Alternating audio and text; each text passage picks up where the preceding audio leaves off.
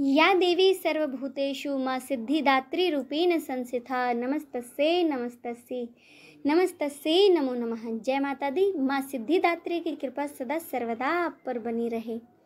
नवरात्रि के 9वें दिन माँ सिद्धिदात्री की पूजा का विधान है।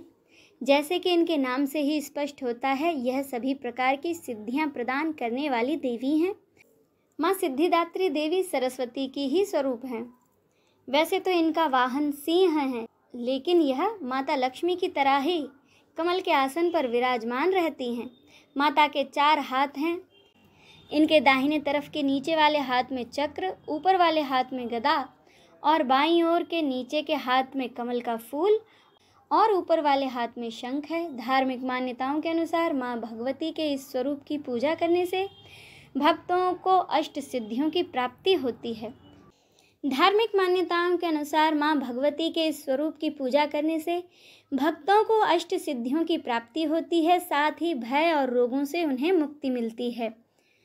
अब जाने इस दिन के शुभ मुहूर्त। पंचांग के अनुसार महानवमी तिथि की शुरुआत होगी 5 अप्रैल को शाम 7:26 से और इसका समापन होगा 6 अप्रैल को शाम 7:22 पर। ऐसे में महानवमी का पावन पर्व 6 अप्रैल रविवार के दिन मनाया जाएगा। महानवमी के साथ साथ इस दिन रामलला का जन्मोत्सव यानी कि रामनवमी भी मनाई जाएगी। रामनवमी के पावन पर्व पर आप सभी को रामलला के जन्म दिवस की हार्दिक शुभकामनाएं। वहीं बात करें महानवमी में माँ सिद्धिदात्री और कन्या पूजन के लिए शुभ मुहूर्त की, तो शुभ मुहूर्त रहेगा अभिजीत मुहूर्त का समय, जिसकी अभिजीत मुहूर्त रहेगा सुबह 11:59 यानी कि 59 मिनट से 12:50 तक। अब जानें माँ सिद्धिदात्री की पूजा विधि।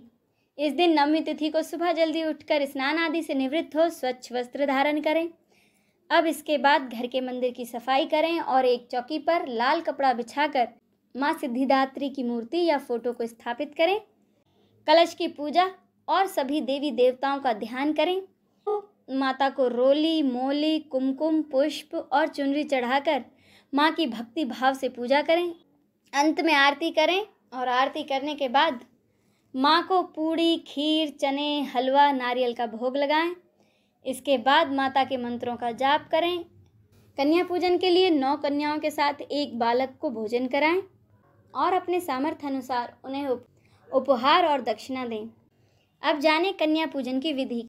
अगर आप नवमी तिथि पर कन्या पूजन करते हैं तो कन्या पूजन के लिए आप एक दिन पहले ही कन्याओं को सम्मानपूर्वक आमंत्रित करिए। फिर कन्या पूजन के दिन सभी कन्याओं को बहुत ही श्रद्धापूर्वक अपने घर में आसन देकर बिठाएं। इसके बाद उनके पैर धोकर उनका शुद्धिकरण करें। अब कन्याओं के माथे पर रोली और अक्षत का तिलक करें।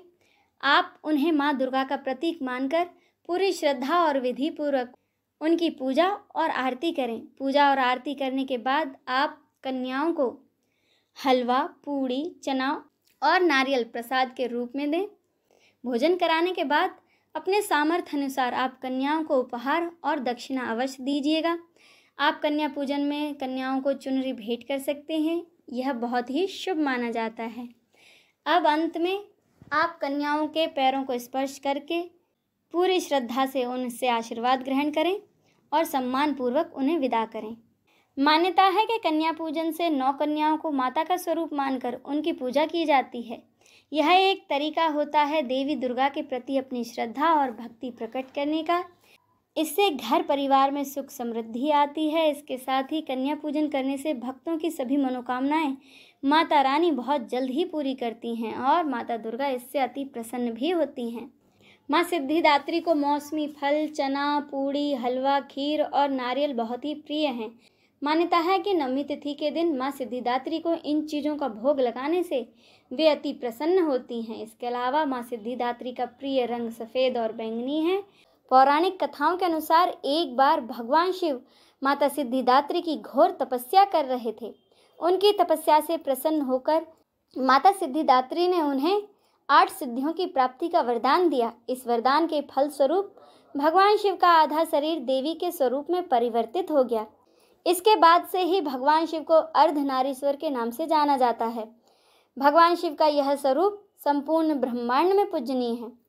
एक अन्य कथा के अनुसार जब धरती पर अनेकों राक्षसों का जन्म होने लगा था, और ऋषि मुनियों तथा सज्जन लोगों का वहाँ पर रहना मुश्किल हो रहा था। इसी बीच जब धरती पर महिषासुर नामक दैत्य के अत्याचारों की अति होने लगी, तब उस दानव के अंत हेतु सभी देवतागण भगवान विष्णु और भगवान शिव की सहायता लेने उनके पास पहुँचे। उस दानव के अंत के लिए सभी देवताओं ने एक तेज उत्पन्न किया, जिसके जरिए माता सिद्धिदात्री की उत्पत्ति हुई। इसके बाद माता सिद्धिदात्री ने उस दानव का अंत किया और सभी को उसके आतंक से मुक्त कर दिया। माता का बीज मंत्र है ह्रीं क्लीं ऐं सिद्धे नमः। माता का स्तुति मंत्र है या देवी सर्वभूतेषु मां सिद्धिदात्री रूपेण संस्थिता नमस्तस्यै नमस्तस्यै नमस्तस्यै नमो नमः। माता का ध्यान मंत्र है वंदे वांछित मनोरथार्थ चंद्रार्धकृत शेखराम कमल स्थितां चतुर्भुजा सिद्धिदात्री यशिष्णिम स्वर्णवर्णा निर्वाण चक्र स्थितां नवम दुर्गा त्रिनेत्रां शंख चक्र गदा पदम धरां सिद्धिदात्री भजेम पटांबर परिधानां मृदुहास्या नालंकार भूषितां मंजीरहार केयूर किंकणी रतनकुंडल मंडितां प्रफुल्लवंदना पल्लवाधरां कांतकपोला पीन पयोधरां कमनीयां लावण्यां श्रीणकंठीं निम्ननाभि नितंबनिम। अब सुने माँ सिद्धिदात्री की आरती। जय सिद्धिदात्री माँ, तू सिद्धि की दाता, तू भक्तों की रक्षक, तू दासों की माता। तेरा नाम लेते ही मिलती है सिद्धि, तेरे नाम से मन की होती है शुद्धि। कठिन काम सिद्ध करती हो तुम, जब भी हाथ सेवक के सिर धरती हो तुम। तेरी पूजा में तो ना कोई विधि है, तू जगदम्बे दाती, तू सर्व सिद्धि है। रविवार को तेरा सुमिरन करे जो, तेरी मूर्ति को ही मन में धरे जो। तो सब काज उसके करती है पूरे, कभी काम उसके रहे ना अधूरे। तुम्हारी दया और तुम्हारी यह माया, रखे जिसके सिर पर मैया अपनी छाया। सर्व सिद्धि दाती वह है भाग्यशाली, जो है तेरे दर का ही अम्बे सवाली। हिमाचल है पर्वत जहाँ वास तेरा, महानंदा मंदिर में है वास तेरा। मुझे आसरा है तुम्हारा ही माता, भक्ति है सवाली तू जिसकी दाता। बोलिए माता सिद्धिदात्री की जय। हर हर महादेव।